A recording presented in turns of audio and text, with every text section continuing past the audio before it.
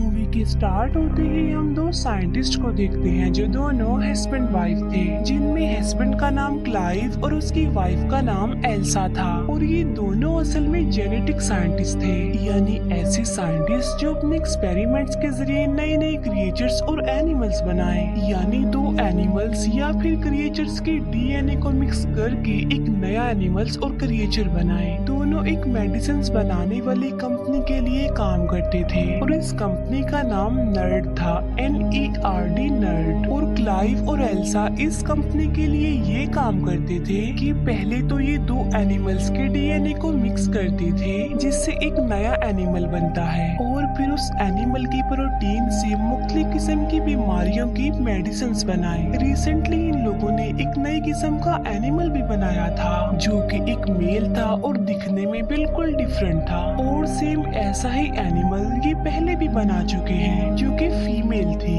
अब ये दोनों एनिमल्स को एक दूसरे के आमने सामने लाते हैं और वो दोनों एनिमल्स एक दूसरे से बहुत प्यार से मिलते हैं, यानी वो दोनों एनिमल्स एक दूसरे को पसंद कर रहे थे। इसका मतलब ये था कि उनका एक्सपेरिमेंट सक्सेसफुल हो गया था। ये देखकर वो दोनों अपनी कंपनी की बॉस के पास जाते हैं और उसे बताते हैं कि हमने बहुत सारे एनिमल्स के डीएनए को मिक्स करके ये अलग तरह का एनिमल बनाया है और इसकी प्रोटीन की मदद से हम बहुत सारी बीमारियों की मेडिसिन बना सकते हैं। और इसके साथ साथ हमने एक नया तरीका भी डिस्कवर किया है, और वो ये कि हम इंसान और जानवर के डीएनए को मिक्स करके एक नई ब्रीड बना सकते हैं और डेफिनेटली हम बहुत सारी बीमारियों की मेडिसिन बना सकते हैं। उनकी बॉस बताती है कि जो काम तुम कर रहे थे, यानी जो एक्सपेरिमेंट तुमने किया, उससे कंपनी बहुत खुश है, और जो तुम बात कर रहे हो यानी इंसान और जानवर के डीएनए को मिक्स करने की, उसके लिए कंपनी अभी एग्री नहीं होगी फिलहाल। और जो जानवर तुमने बनाए हैं, हमारी कंपनी उनके प्रोटीन से मेडिसिन बनाना चाहती है, इसीलिए सारी रिसर्च को रोककर मेडिसिन बनाने पर फोकस किया जाएगा। जिस पर क्लाइव और एल्सा कहते हैं कि अगर हमने ये काम स्टार्ट ना किया तो कोई और कर देगा। जिस पर बॉस कहती है कि हमने कब कहा कि हम ये काम नहीं करेंगे, हम ये काम जरूर करेंगे, मगर उससे पहले हम मेडिसिन बनाएंगे और उन्हें मार्केट में लाएंगे और उसके बाद तुम्हारे प्रोजेक्ट पर काम किया जाएगा। इसीलिए वो उन दोनों को मना कर देती है। इस बात की वजह से ये दोनों डिसअपॉइंटेड हो जाते हैं, क्योंकि वो दोनों जेनेटिक साइंटिस्ट थे जो किसी कंपनी के लिए जानवरों की प्रोटीन से मेडिसिन बनाने का काम नहीं कर सकते थे। इसीलिए वो डिसाइड करते हैं कि हम सीक्रेटली ही अपनी इस रिसर्च को आगे बढ़ाएंगे। इसीलिए ये अपना काम स्टार्ट कर देते हैं, लेकिन इस काम को आगे बढ़ाने के लिए उन्हें इंसान का डीएनए चाहिए था। इसीलिए एल्सा क्लाइव को किसी का एक डीएनए ला कर देती है। क्लाइव पूछता है कि ये किसका डीएनए है, जिस पर एल्सा कहती है कि ये किसी अननोन पर्सन का डीएनए है, और ये फिर इंसान के डीएनए और उन एनिमल्स के डीएनए जिन्हें इन्होंने बनाया था उन पर एक्सपेरिमेंट्स करते हैं। ये लोग बहुत हार्ड वर्किंग करते हैं, लेकिन इन्हें सक्सेस हासिल नहीं होती, और इस बात की वजह से वो काफी अपसेट हो जाते हैं। एक दिन एल्सा एक और डीएनए लेकर आती है और बताती है कि ये सबसे बेस्ट डीएनए है, और इसीलिए अब हम अपना एक्सपेरिमेंट इस वाले डीएनए पर करेंगे। और ये फिर उस डीएनए और एनिमल के डीएनए पर एक्सपेरिमेंट करते हैं, और कड़ी मेहनत के बाद इनका एक्सपेरिमेंट सक्सेसफुल होता नजर आ रहा था, यानी एनिमल का डीएनए और इंसान का डीएनए आपस में मिल रहा था। और अब इन लोगों के पास एक यूनिक किस्म का डीएनए था जो इंसान और जानवर के डीएनए से मिलकर बना था। अब क्योंकि ये इलीगल था, इसीलिए क्लाइव इस रिसर्च को आगे बढ़ाना नहीं चाहता था, लेकिन एल्सा ऐसा नहीं चाहती थी, वो इस रिसर्च को आगे बढ़ाना चाहती थी। इसीलिए वो उस डीएनए को लेकर एक मशीन रूम में चली जाती है। उस रूम में एक ऐसी मशीन थी जिसमें डीएनए डालने से एनिमल्स और क्रिएचर्स पैदा होना शुरू हो जाते थे, यानी कोई भी जानवर उस मशीन के अंदर इंक्रीज होता रहता था। फिर एल्सा उस मशीन के अंदर उस डीएनए को डाल देती है। क्लाइव एल्सा को कहता है कि ये कोई अच्छा काम नहीं कर रहे हम, किसी को बनाना और फिर उसे मार डालना। एल्सा कहती है कि इतने सारे लोग इस दुनिया में रोजाना मरते जाते हैं और हो सकता है कि हमारे इस एक्सपेरिमेंट से इतने सारे लोगों की जान बच जाए। इसीलिए क्लाइव एल्सा की बात मान लेता है, इसीलिए वो अपने काम को स्टार्ट कर देते हैं। मगर हैरान कर देने वाली बात तो ये है कि जिस बच्चे ने मशीन में आहिस्ता आहिस्ता बढ़ना था वो तेजी से बढ़ता जा रहा था। चेक करने पर उन्हें पता चलता है कि बच्चा बिल्कुल नॉर्मल है, लेकिन शाम को उस लैब का अलार्म बजने लगता है और जब ये लोग चेक करने के लिए जाते हैं तो ये देखते हैं कि बच्चा पूरी तरह डेवलप्ड हो गया है, यानी वो पैदा होने के लिए बाहर आने के लिए डेवलप्ड हो गया है। इसीलिए वो उसे बाहर निकाल देते हैं, जो काफी अजीब लग रहा था। क्लाइव इस क्रिएचर को मारना चाहता था। एल्सा कहती है कि अभी हमें ऐसा नहीं करना चाहिए, क्योंकि क्या पता कि हम एक सक्सेसफुल क्रिएचर बना ले। लेकिन क्लाइव एल्सा की बात नहीं मानता, इसीलिए वो उस जगह पर जाते हैं जहाँ पर वो क्रिएचर था, क्योंकि वो उसे मारना चाहते थे और वहाँ जाकर उन्हें पता चलता है कि वो तो पहले ही मर चुका है। इसीलिए क्लाइव वहाँ से चला जाता है। एल्सा कहती है कि अब खतरे वाली कोई बात नहीं है, इसीलिए एल्सा उस बॉक्स को ओपन कर देती है और जब वो चेक करती है तो उसे पता चलता है कि यहाँ पर कोई बच्चा, कोई क्रिएचर नहीं है, बल्कि सिर्फ एक स्किन है, यानी उस स्किन में से कोई क्रिएचर निकला है जो उस वक्त लैब में ही है। फिर वहाँ पर वही अजीब सा क्रिएचर दिखाया जाता है जिसके 2 पैर थे।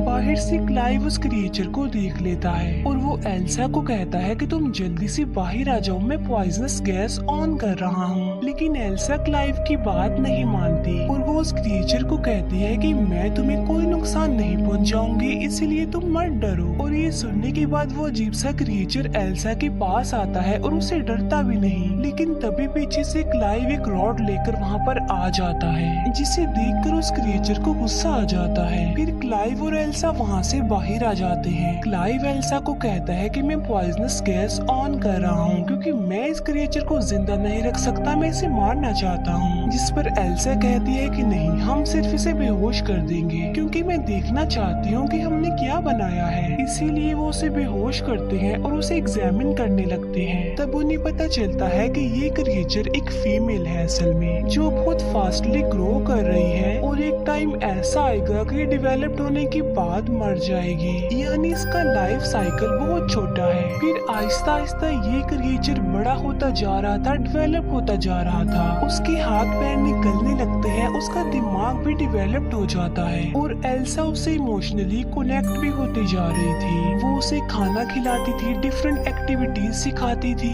एक दिन एल्सा उस क्रिएचर को बहुत सारे अल्फाबेट्स देती है और उसे कहती है कि इन अल्फाबेट्स को ऐसे अरेंज करो कि मेरा नाम बन जाए। लेकिन वो क्रिएचर सिर्फ नर्ड बना देती है, NERD, जो इस कंपनी का नाम था, क्योंकि उसने एल्सा की शर्ट पर ये स्पेलिंग देखे थे। ये देखकर एल्सा खुश हो जाती है, क्योंकि वो अब चीजों को पिक कर रही थी। तभी वहाँ पर क्लाइव आ जाता है, जो उस क्रिएचर को बिल्कुल भी लाइक नहीं करता था। वो कहता है कि इस क्रिएचर को बाहर किसने निकाला, अंदर रखो इसे, और इसकी दुम भी कवर होनी चाहिए। असल में उस क्रिएचर की एक काफी लंबी दुम थी। एल्सा क्लाइव को कहती है कि इसे जानवर मत कहो। क्लाइव कहता है तो फिर मैं क्या कहूँ इसे। वो कहती है कि तुम इसे ड्रैन कहो, क्योंकि इसने अभी अभी अल्फाबेट से NERD नर्ड बनाया है, जिसे उल्टा करके ड्रैन बनता है। और फिर एक दिन क्लाइव का भाई भी ड्रैन को देख लेता है और उसे ड्रैन की सारी रियलिटी पता चल जाती है। अब क्योंकि वो ड्रैन को वहाँ पर नहीं रख सकते थे, इसीलिए वो उसे एक फार्म हाउस में भेज देते हैं। और अब वो टाइम आ जाता है जब क्लाइव और एल्सा ने कंपनी के ऑनर को प्रेजेंटेशन देनी थी उन क्रिएचर्स के बारे में जो उन्होंने पहले बनाए थे। और जब वो प्रेजेंटेशन देने के लिए उन दोनों क्रिएचर्स को कंपनी के ऑनर के सामने लाते हैं, और तब वो दोनों क्रिएचर एक दूसरे से लड़ने लगते हैं और इसी में ही उनकी मौत हो जाती है। और इस बात की वजह से वो लोग काफी डिसअपॉइंटेड हो जाते हैं। फिर वो उन दोनों क्रिएचर्स के लड़ने का रीजन ढूंढते हैं। तब उन्हें पता चलता है कि उन क्रिएचर में जो फीमेल थी वो अपने आप ही कन्वर्ट हो गई थी, यानी उसने अपना जेंडर चेंज कर लिया था और वो मेल बन गई थी, क्योंकि उस क्रिएचर में एक ऐसे एनिमल का DNA था जो खुद को कन्वर्ट करके अपना जेंडर चेंज कर सकते थे। और एल्सा और क्लाइव को ये बात इसीलिए पता नहीं चल पाई क्योंकि वो अपने दूसरे एक्सपेरिमेंट यानी ड्रैन के साथ बहुत बिजी थे और यहाँ पर वो टाइम ही नहीं दे पाए। ड्रैन जो कि अब काफी बड़ी हो चुकी है और एल्सा उसे बिल्कुल बच्चों की तरह ट्रीट करती थी, उसे सब कुछ सिखाती है, उससे प्यार करती है।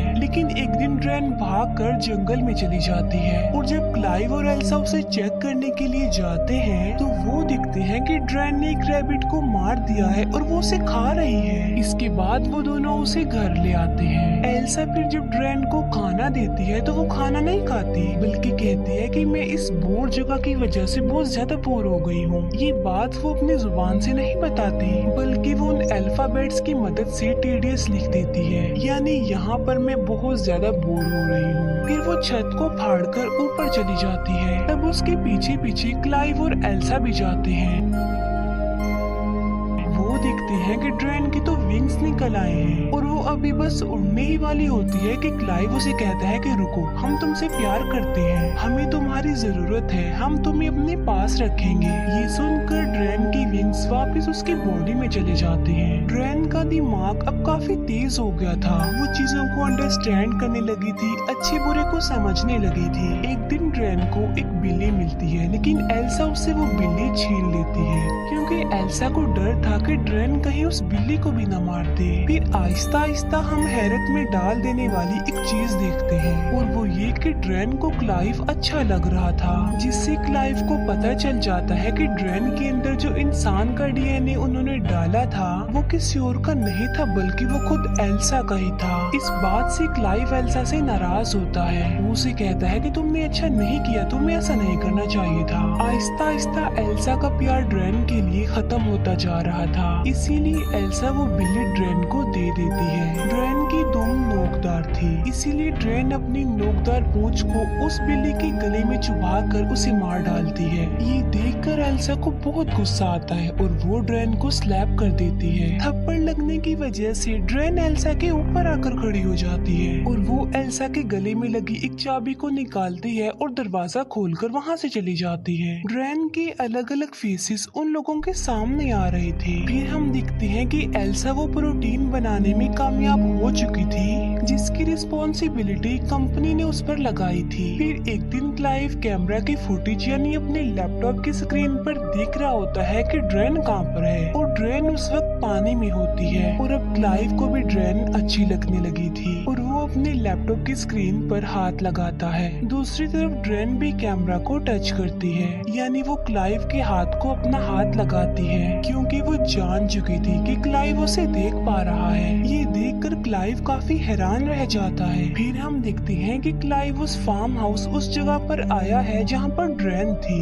क्लाइव वहाँ पर अकेला आया था, यानी उसके साथ एल्सा नहीं थी। क्लाइव ड्रेन को आवाज लगाता है लेकिन वो उसे कहीं पर भी नजर नहीं आती। तभी क्लाइव पीछे मुड़कर देखता है तो ड्रेन उसके पीछे खड़ी होती है। तभी ड्रेन क्लाइव के पास आकर उसे कहती है कि तुम मुझे अच्छे लगते हो। इस पर क्लाइव कहता है कि नहीं, ये बुरी बात है। लेकिन अब क्योंकि क्लाइव को भी ड्रेन अच्छी लगती थी इसीलिए वो भी अपनी फीलिंग्स पर कंट्रोल नहीं कर पाता। लेकिन इतनी ही देर में वहाँ पर एल्सा आ जाती है। वो जब उन दोनों को साथ देखती है तो उसे बहुत बुरा फील होता है, इसीलिए वो नाराज होकर वहाँ से चली जाती है। अब क्योंकि ड्रेन की दुम का इतना बड़ा नेल था, यानी वो किसी के लिए भी खतरा हो सकता था, इसीलिए एल्सा उसकी दुम काट देती है। एल्सा बहुत ज्यादा सैड होती है और यहाँ पर उन दोनों को अपनी गलती का एहसास होता है कि उन्हें ये क्रिएचर नहीं बनाना चाहिए था। एल्सा कहती है कि जो प्रोटीन कंपनी को चाहिए था वो मैं बना चुकी हूँ और वो ड्रेन के अंदर है, बहुत ज्यादा है। और अब वो दोनों डिसाइड करते हैं कि वो ड्रेन को मार डालेंगे। फिर वो दोनों ड्रेन के पास जाते हैं। वो देखते हैं कि ड्रेन की हालत तो ऑलरेडी मरने वाली है और देखते ही देखते ड्रेन मर जाती है क्योंकि हम जानते हैं कि उसका लाइफ साइकिल इतना ही था।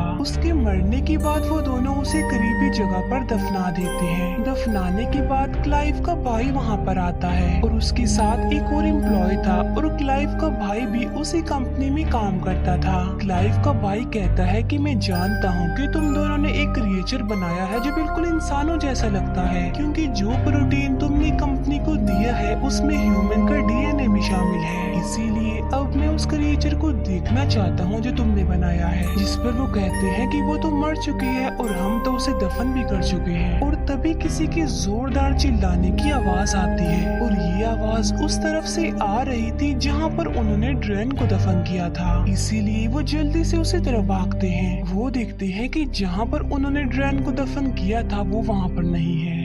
बल्कि वो ऊपर छत पर खड़ी हुई थी, यानी वो दोबारा जिंदा हो गई थी। और इस बार वो पावरफुल होने के साथ साथ खतरनाक भी लग रही थी और उसकी विंग्स भी बाहर आ गई है और उसकी दुम भी रीजनरेट हो गई है, क्योंकि वो तो काट दी थी एल्सा ने। और तभी ड्रेन उन लोगों पर अटैक कर देती है और वो क्लाइव की भाई और जो उसके साथ एम्प्लॉय आया था उन दोनों को मार डालती है। और इसी क्लैश के दौरान क्लाइव बेहोश हो जाता है। इसके बाद ड्रेन एल्सा के पास आती है और उसे पकड़ लेती है। यहाँ पर हम ये जान पाते हैं कि असल में ड्रेन ने भी अपना जेंडर चेंज कर लिया था, क्योंकि उसके अंदर उस एनिमल का डीएनए था जो खुद को कन्वर्ट कर सकते थे, अपना जेंडर चेंज कर सकते थे। और अब वो मेल बन गई, इसीलिए वो एल्सा के पास आ गई। लेकिन तभी पीछे से क्लाइव आकर लकड़ी के एक टुकड़े को ड्रेन के अंदर घुसा देता है, जिससे ड्रेन इंजर्ड हो जाता है। इसीलिए वो एल्सा को छोड़ देता है। लेकिन बाद में वो अपनी उस लकड़ी को निकाल कर क्लाइव पर अटैक कर देती है। तभी एल्सा एक पत्थर उठाकर ड्रेन को मारती है। इसके बाद एल्सा उसे दोबारा पत्थर से मारने लगती है, लेकिन अचानक वो रुक जाती है और कुछ सोचने लग जाती है, क्योंकि हमने इसे अपने हाथों से बनाया था और अब इन्हीं हाथों से हम इसे मार रहे हैं। एल्सा ये भी सोचती है कि इसके अंदर तो मेरा डीएनए भी है। लेकिन इसी दौरान ड्रेन मौके का फायदा उठाकर क्लाइव को अपनी दुम से मार डालती है। एल्सा फिर से उसी पत्थर से ड्रेन को मारती है और अब फाइनली ड्रेन की मौत हो जाती है। इसके बाद हमें एल्सा और उनकी बॉस दिखाई जाती है। हम देखते हैं कि एल्सा को बेबी होने वाला है और वो बेबी होता है ड्रेन का, क्योंकि उसने अपना जेंडर चेंज कर लिया था। इसीलिए एल्सा की बॉस उसे बताती है कि जो प्रोटीन तुम लोगों ने हमें दिया था उससे कंपनी को बहुत ज्यादा बेनिफिट हुआ और अब कंपनी इस रिसर्च को आगे बढ़ाना चाहती है। और जो एल्सा का होने वाला बच्चा था, इस रिसर्च को उसके जरिए ही आगे बढ़ाया जा सकता था। अब क्योंकि एल्सा ने अपनी जिंदगी पर रिस्क लेकर अपने हस्बैंड को खोकर इस कंपनी के लिए बहुत मेहनत की थी, इसीलिए कंपनी एल्सा को काफी ज्यादा अमाउंट देती है। अब क्योंकि एल्सा एक जेनेटिक साइंटिस्ट थी, इसीलिए ना चाहते हुए भी वो इस रिसर्च को आगे बढ़ाना चाहती थी। और इसी के साथ ही इस मूवी का यहीं पर द एंड